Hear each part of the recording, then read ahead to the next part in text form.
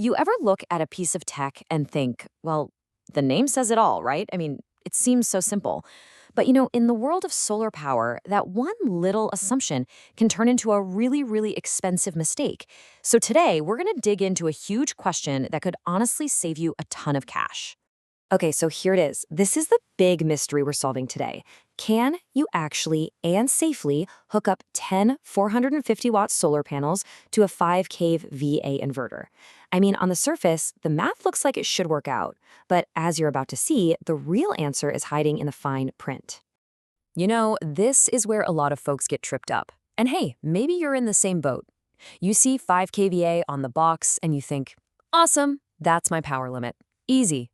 It is such an easy trap to fall into, but it's a mistake that can literally fry your very expensive equipment. And here's the crazy part. That big, bold 5 kVA right there on the label, it's not really the number we should be obsessing over. In fact, it's kind of like a red herring, a distraction from the two specs that actually matter for a safe and powerful system. All right, if we're going to solve this thing, we need to put on our detective hats for a minute. We're going to completely ignore that big, flashy number, and instead, we're going to dig into the inverter spec sheet for two super important clues: its maximum voltage limit and the real power capacity of its charge controller. So our first clue is all about voltage, and let me tell you, this is where things can get seriously dangerous for your hardware if you're not paying really close attention. Let's see exactly why. So here's the deal. When you wire solar panels together in what's called a series, their voltages literally stack on top of each other. A typical 450-watt panel has an open circuit voltage of about 49 volts. So as you can see, with every single panel you add, that total voltage just keeps climbing, and it climbs fast. Now here's the catch. Every inverter has a hard limit, an absolute ceiling on the voltage it can take. For a lot of these 5 kVA models, that number is 450 volts. And if you go even 1 volt over that limit, you risk turning that beautiful, expensive inverter into a very, very expensive paperweight. So let's just do the quick math, right?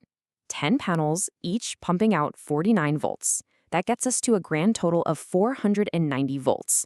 Whoa, that's not just creeping into the danger zone, that's blowing right past it. This is basically a recipe for disaster. So that's our first very clear no on connecting 10 panels in one long string. But wait, the voltage is only half the story here. I mean, even if we could magically solve that voltage problem, there's a second clue we have to investigate, and that is the true power limit of the system, which is all about a little component inside called the charge controller. It's so easy to see 5 kVA and just think 5,000 watts, but that's not really how it works. Think of the inverter's charge controller like a funnel. It doesn't matter how much solar power you have ready to go, you can only pour it into your batteries as fast as that funnel will allow. And that limit? It's found by multiplying your battery system's voltage, which is usually 48 volts, by the controller's amp rating. And when we actually do that math, 48 volts times 80 amps, we get a pretty surprising number, 3,840 watts. That's it. That is the real-world absolute max of how much solar power your inverter can actually use at any given moment, no matter what its fancy name says. And this right here is where the problem becomes crystal clear. 10 panels are capable of generating 4,500 watts of power, but your charge controller, it can only handle 3,840. So what happens to all that extra power? It just gets wasted, thrown away. You'd be paying for 10 panels, but only getting the actual benefit of about 8. It's not just inefficient, it is a massive waste of your money. So our investigation has pretty much proven that 10 panels are a total no-go. But the good news is, now that we know our true limits for both voltage and power, we can use these clues to design the absolute perfect system. So let's crack this case. And here it is, the sweet spot, 8 panels. This setup gives us a total of 3,600 watts, which fits perfectly under our 3,840 watt limit. And see that? It even leaves a nice little safety margin. No wasted power, no stressed out components, just pure, clean efficiency. But hang on, what about that whole voltage problem? Well, we solve that by splitting our 8 panels into 2 parallel strings of 4 panels each. This brilliant move keeps our total power at a safe 3,600 watts, but more importantly, each string's voltage is now only 196 volts, which is way, way below that 450 volt danger zone. It is the perfect balance of power and safety. So we did it. We cracked the case. The biggest takeaway here is that you always have to be a solar detective.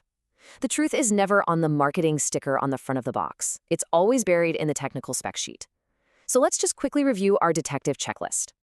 Okay, so before you buy a single panel or a single inverter, these are the three numbers you absolutely have to find on that data sheet: the maximum PV voltage, the MPPT voltage range, and the maximum PV input power. These three clues right here will unlock a safe, balanced, and super efficient system every time. You know, this whole thing started with one simple question, and look where it led us, to a much deeper understanding of how these systems really work. It kind of makes you wonder, doesn't it? What other assumptions are you making, maybe in your projects or even just in your daily life, that might be worth taking a second look at?